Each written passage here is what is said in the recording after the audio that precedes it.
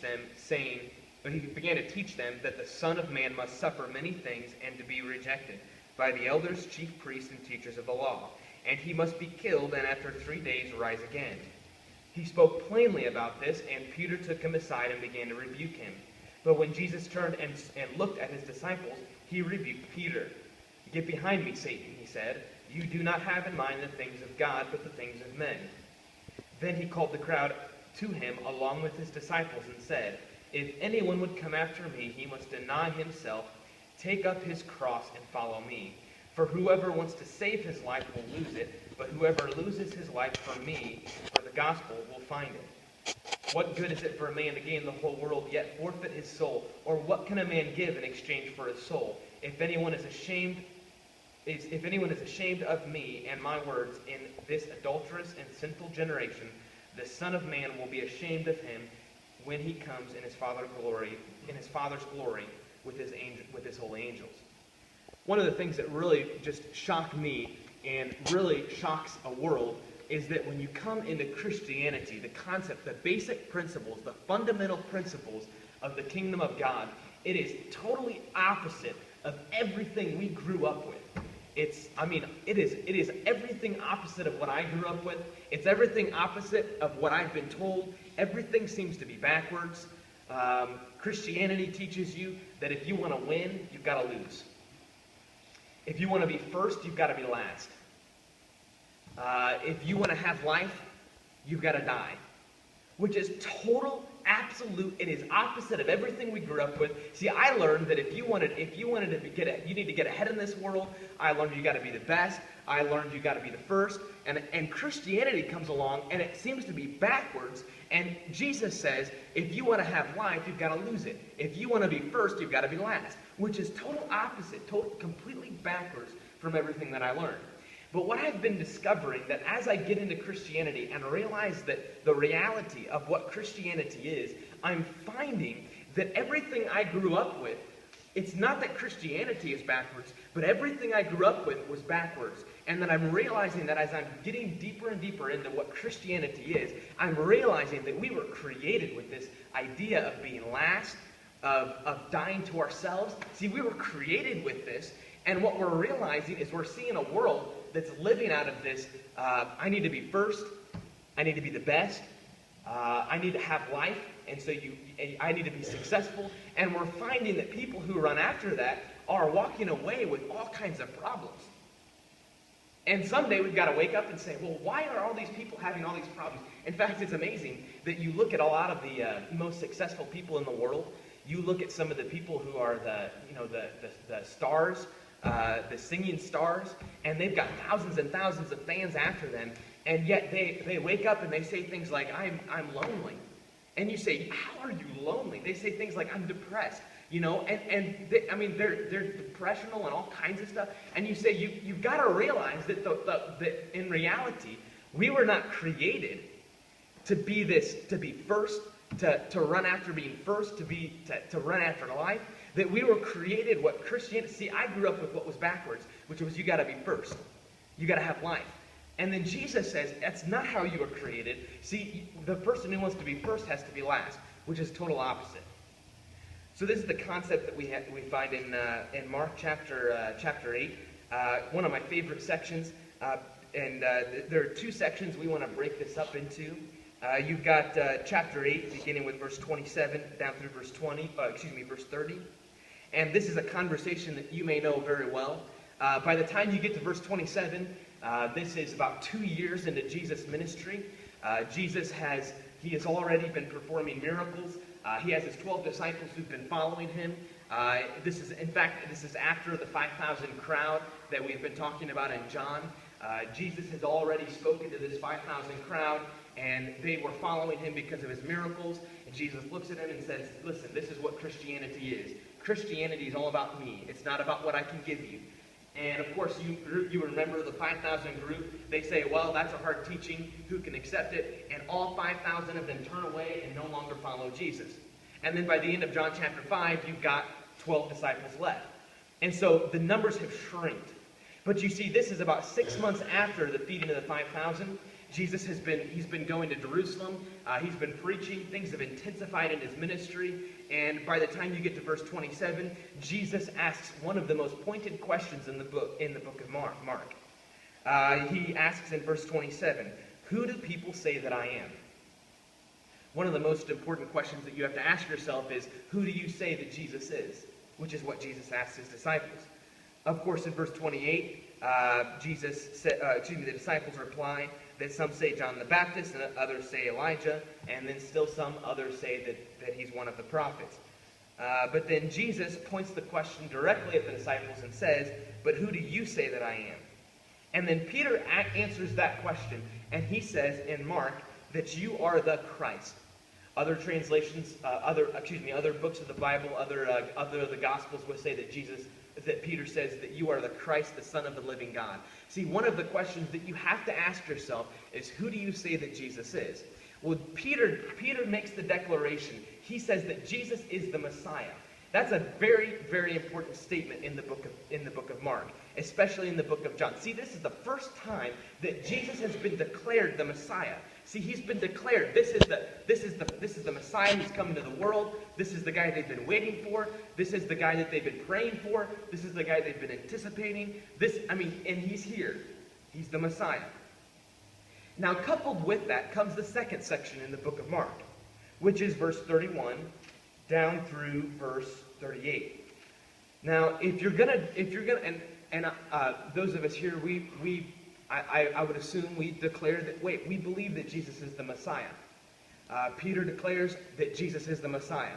But you realize that if you stop there, you haven't gone as far as you need to go. See, the question is not just whether Jesus is the Messiah. Yes, you have got to answer that if you believe Jesus is the Messiah. But it's not just, is Jesus the Messiah, but he answers a second question, which is, what type of Messiah did Jesus come to be? Which is in the next section. What type of Messiah did Jesus come to be? Jesus, of course, answers that in verse 31 and says some of the most shocking things that his disciples have probably heard up to this point. He says in verse 31, "He began to teach them that the Son of Man must suffer many things and be rejected by the elders, chief priests, and teachers of the law, that he must be killed and in 3 days rise again."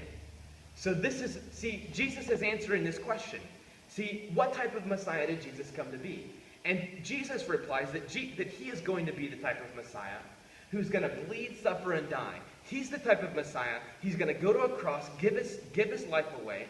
It's not about living. He's going to go and die. See, that's his calling. In fact, it says in verse 32, it says that he spoke plainly about these things.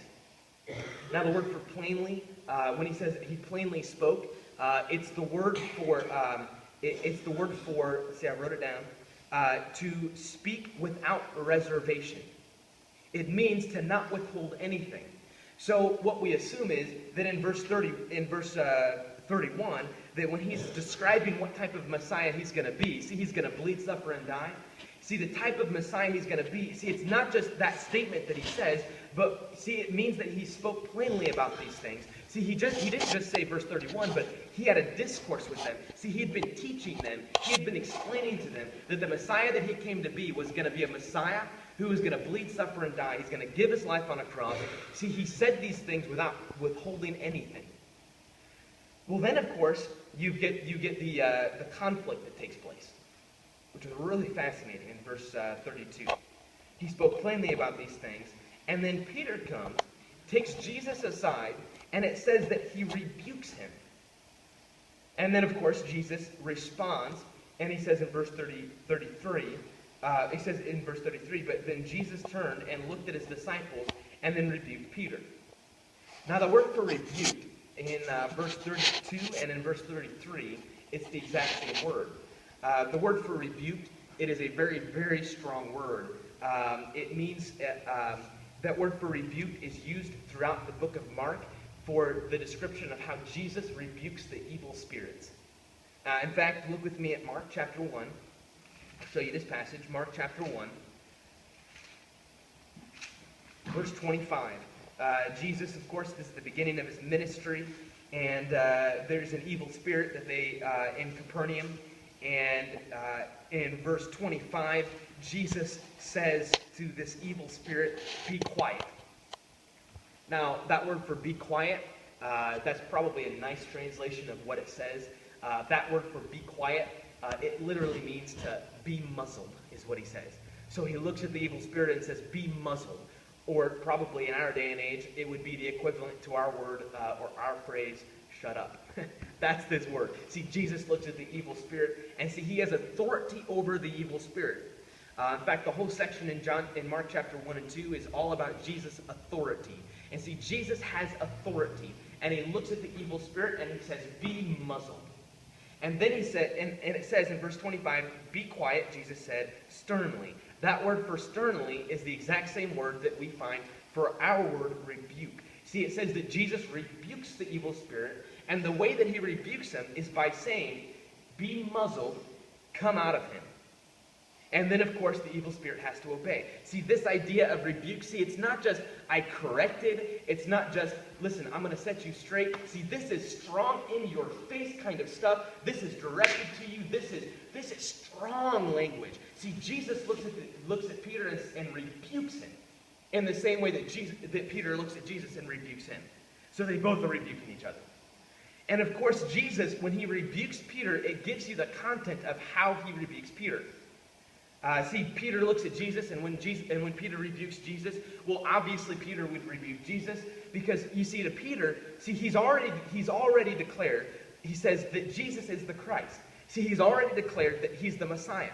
But you realize that in Peter's mind, the type of Messiah that Jesus came to be, again, is not the type of Messiah that Jesus came to be is not the type of Messiah that Peter thought that Jesus would be. Well, you understand that anytime you have a Messiah in your mind, as well as Peter's mind, you would think that a Messiah would come and he would be victorious. I mean, wouldn't you think that way? Oh, if a Messiah came, see, he would be a guy who would be an overcomer. See, this is the kind of guy who'd get things done. This is the kind of guy who would stand up and he would drive out all of the Romans. In fact, why wouldn't you think that? See, that's what Peter thought. Peter thought that Jesus would come, drive out the Romans, and, well, that's what he's been doing throughout the Old Testament, hasn't he? See, God has risen up all these people who would come. He's risen up great people who would lead Israel, and these people would rise up, and they would defeat the people in the Promised Land. He would defeat the kings and the rulers and the cities, and that's the whole story of Jericho. I mean, see, God would rise these people up, and they would clear out the Promised Land. And so Peter, he's thinking that God would do the exact same thing that he did in the Old Testament, which is to drive out all of the Romans. See, that's what he would think. See, a Messiah is not a type of guy who would, a Messiah doesn't lose. See, a Messiah is never defeated. A Messiah is not a guy who dies. See, a Messiah, that's not the type of Messiah that you, see, that's not the concept of a Messiah. But you see, but Peter looks at Jesus and says, that's not the type of Messiah you've come to be. Well, then Jesus looks at Peter, rebukes him, and this is what he says. Listen to the strong language. "Get behind me, Satan." You ever been told that? "Get behind me, Satan." He said, "You do not have in mind the things of God, but the things of men." Oh, boy, I would never want Jesus to look at me and say that. "Get behind me, Satan. You do not have in mind the things of God, but the things of man." Now, first of all, I want to point out, it's not that Jesus is looking at Peter and saying that Peter is Satan. He's not saying that. But what he's saying is, when the first comment, "Get behind me, Satan," is coupled with the second comment, "You do not have in mind the things of God, but the things of men." Now, the word for mind there, have in mind, that's all one Greek word. That word for mind is the word phroneo. The word phroneo, it means not just a thought, but it means a mindset or a perspective. It means a philosophy. In other words, your mode of thinking. And so what Jesus is looking at Peter and saying is, see, your mode of thinking, your philosophy, your mindset is literally he's saying, is the mindset of Satan. See, the type of mindset that you have is not the mindset of God. See, it's the mindset of men. That's what he's saying. See, you have the philosophy. See, literally what's coming out of the lips of Peter are the very words of Satan. It's the philosophy of Satan. It's the mindset of Satan. See, he's speaking with Satan's mindset. So what is Satan's mindset? Satan's mindset is the mindset that someone's got to be number one. See, you've got to be victorious. See, the mindset of Satan is you've got to have life. You've got to grasp it by the neck. You've got to go after it. You've got to be successful. You've got to be number one. See, you've got to be the best. I mean, you've got to see. That's the mindset. That is the philosophy of the enemy. And so what Jesus says is, see, that's not the type of Messiah Jesus came to be. I think it's a phenomenal concept. In fact, he goes into verse 34, and we get to the climax of this whole section. Jesus has just talked to his disciples, and he's just talked to Peter. He's corrected, he's rebuked. And in verse 34, Jesus turns to the crowd along with his disciples. So he finds the need to speak to the entire crowd that is there. And when he speaks to the crowd, he gives this statement in verse 34. He says, "If anyone would come after me, he must deny himself, take up his cross, and follow me." Did you notice the condition? See, there's a condition. See, he says, if anyone would come after me. In other words, if you want to come after Jesus. See, if you want to run after Jesus, if you want to have relationship and intimacy with Jesus, what he says is, you must deny yourself, take up your cross, and follow me. 3 things.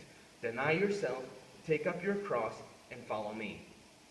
See, if you're to come after Jesus, these are the 3 things you've got to do. See, I'm realizing that there is a fundamental principle of the kingdom. See, if you don't embrace this fundamental principle of the kingdom, see, you can't embrace Christianity. See, there is a fundamental principle of the kingdom. See, number one, who is Jesus? Well, Jesus is the Messiah. Question number 2, what type of Messiah did Jesus come to be? And the type of Messiah that Jesus came to be is the type of Messiah who's going to bleed, suffer, and die. He's going to give up his life. He's going to die on the cross. He's going to wash the disciples' feet. And then he looks and turns to you and he says, if you're going to come after me, if you're going to follow me, in other words, he's saying, if you're going to come after me, you're going to have to be the exact same way. You're going to have to bleed, suffer, and die. You're going to have to deny yourself, take up your cross, and follow me.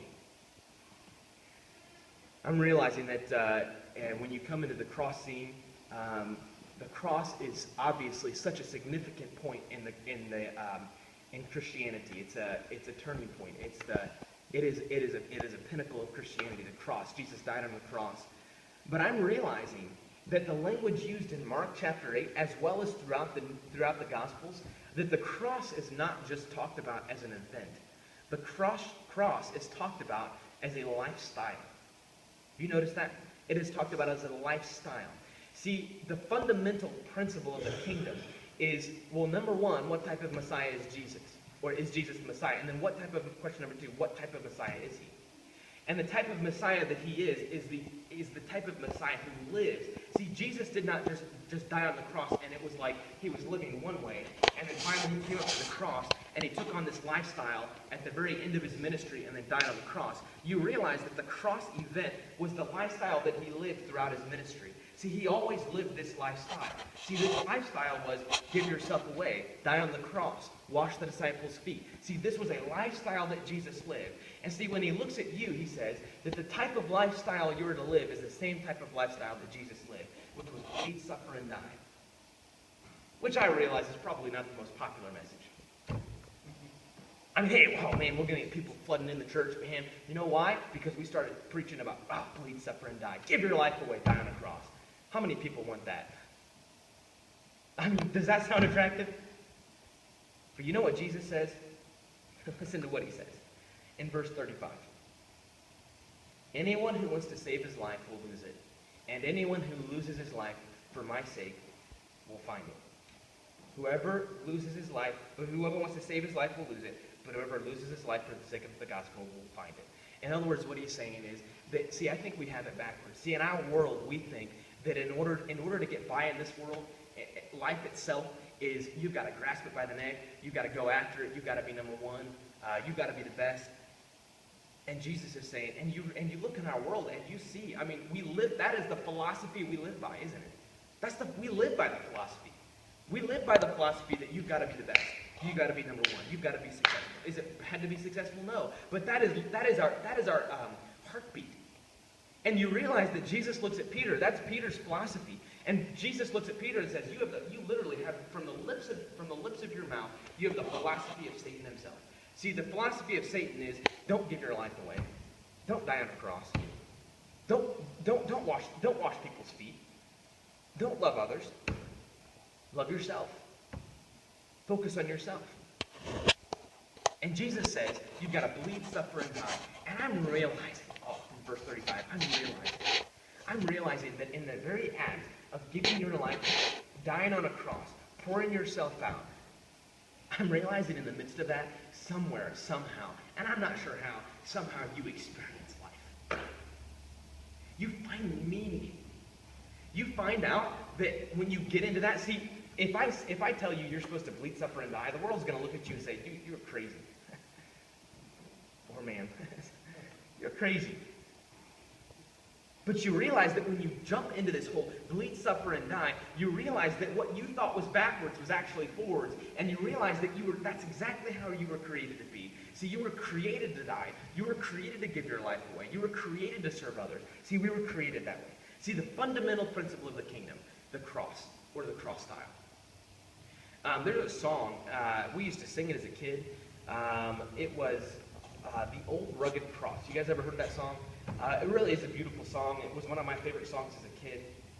But if I can be totally honest with you, do you mind? If I can be totally honest with you, there is a phrase. Now, I'm just talking about one phrase. There's a phrase in that song that I just want to strike it from that hymnal. I want to throw it away. I want to rewrite it. I almost want to get rid of the whole hymn, but it really is a beautiful hymn, but I almost want to get rid of the whole hymn just because of this one single phrase. It just makes me mad. It does.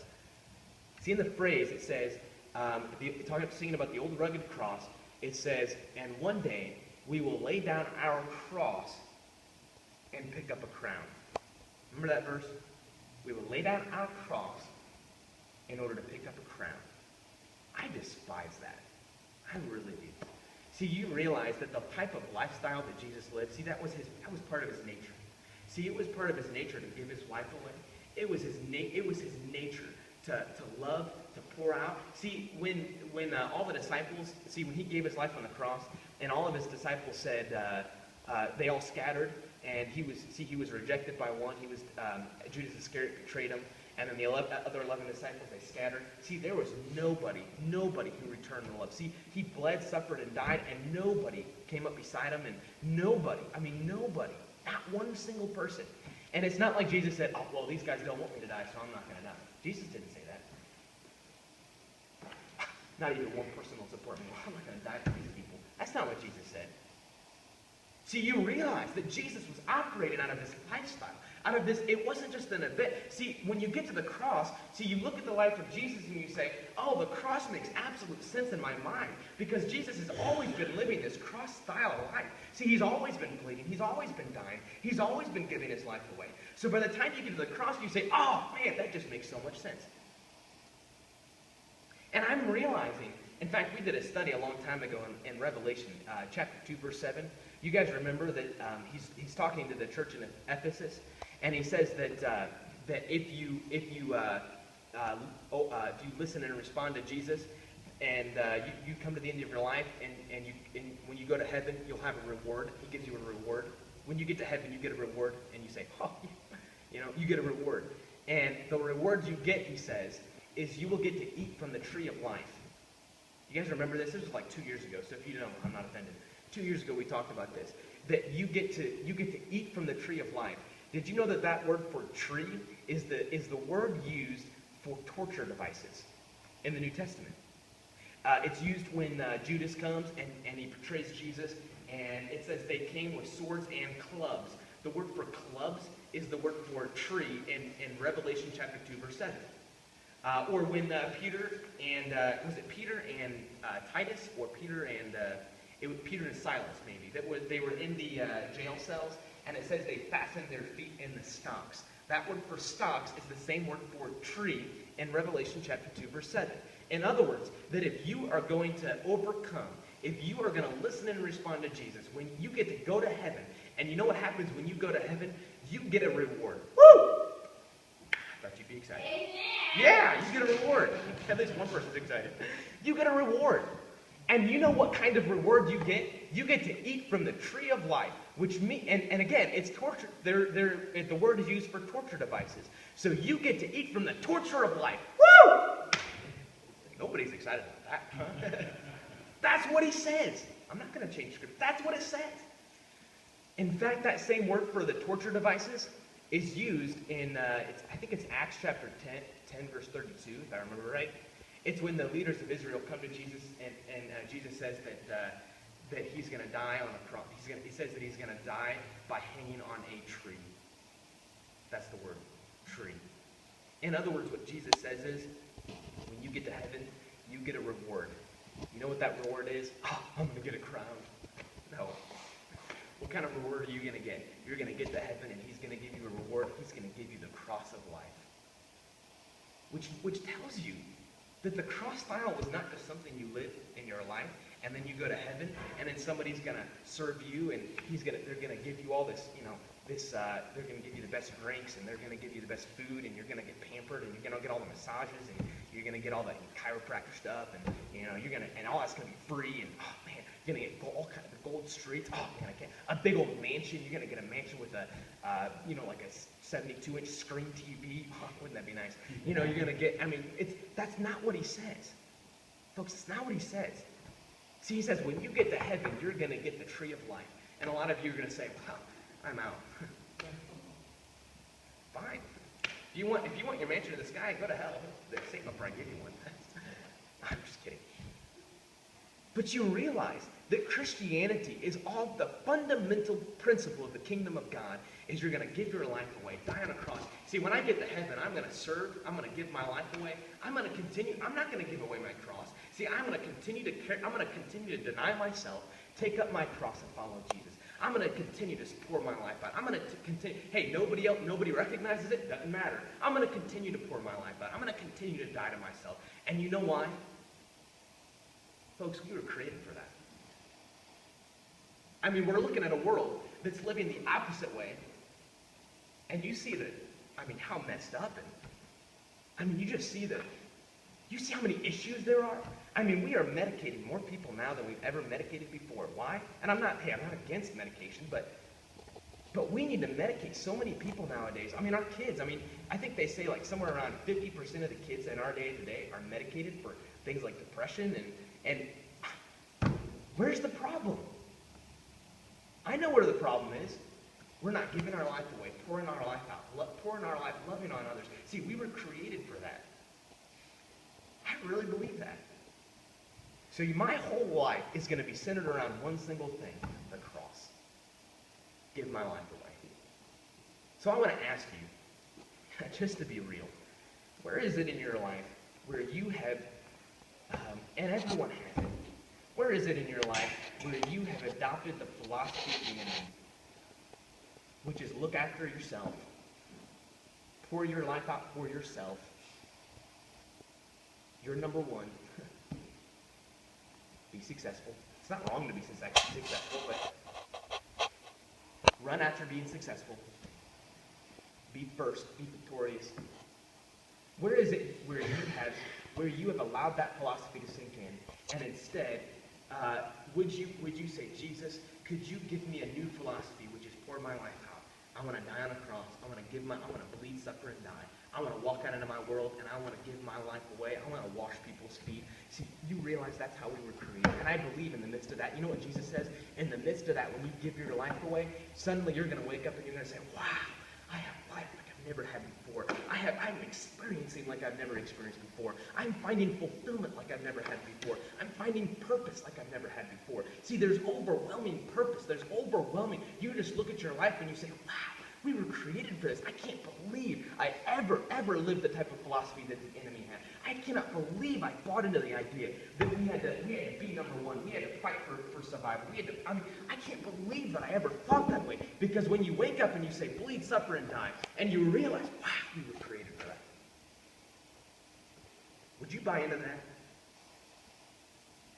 I'm finding that even in our churches, we've adopted the philosophy of the enemy, where we go to church on Sunday. I believe that we go to church on Sunday, and we do our Bible study, and we do all that kind of stuff. Why? the selfish reason that we can go to heaven and have gold streets and a big old mansion. I really believe that is a philosophy of the enemy. Will we have a mansion? Maybe. Whether I do or not, I'm going to serve and give my life away. Pour my life out. For you.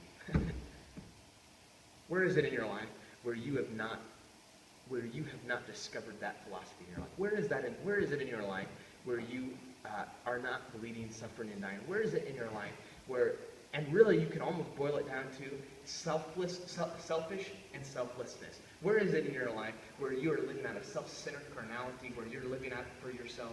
And where is it where you need to die to that, give up your life, deny yourself, and take up your cross and follow Jesus and pour your life out into a world?